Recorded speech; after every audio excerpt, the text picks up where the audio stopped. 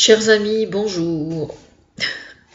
Je me regarde dans le miroir et je chante que je suis si belle en ce miroir.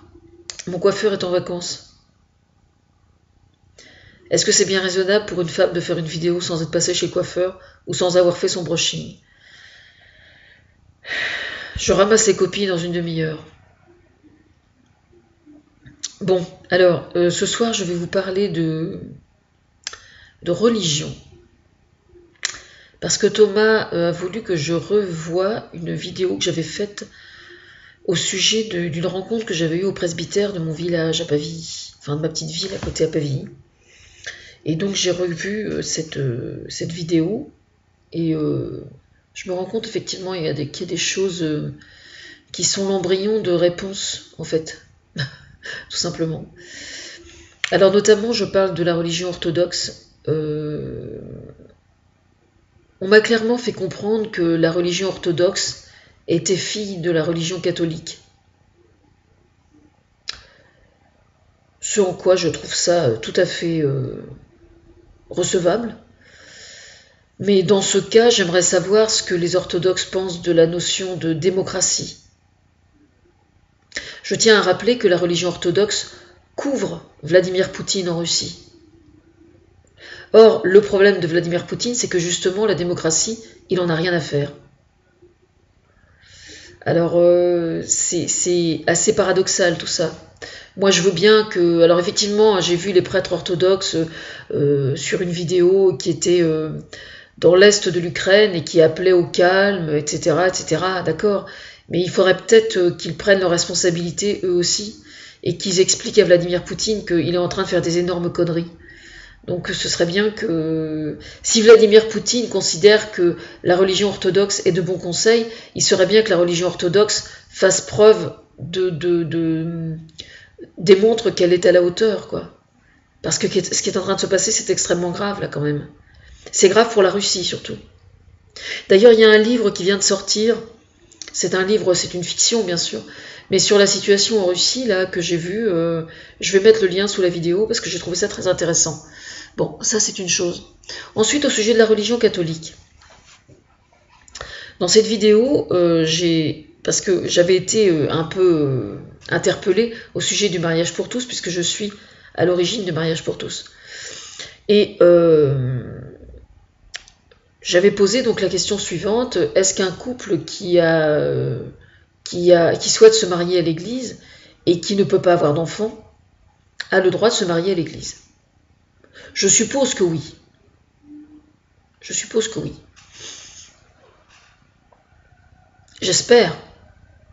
Parce que si ça n'est pas le cas, c'est quand même extrêmement inquiétant. Moi, je considère que croire en Dieu, c'est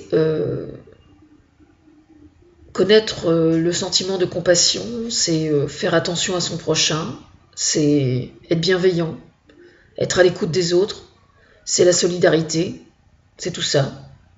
J'ai déjà expliqué à plusieurs reprises dans d'autres lieux que je soupçonnais que certaines professions grignotent d'une certaine façon l'instinct de parentalité, on va dire, maternelle ou paternelle. Et je le pense vraiment. Et je pense par exemple qu'un couple, il pourrait très bien se produire qu'un couple qui bosse dans des professions où ils sont très attachés à l'être humain, puisse revendiquer le fait de vouloir se marier à l'église et de dire on n'a pas envie d'avoir d'enfants. Pour moi, c'est quelque chose de tout à fait recevable. Je vois pas pour quelle raison.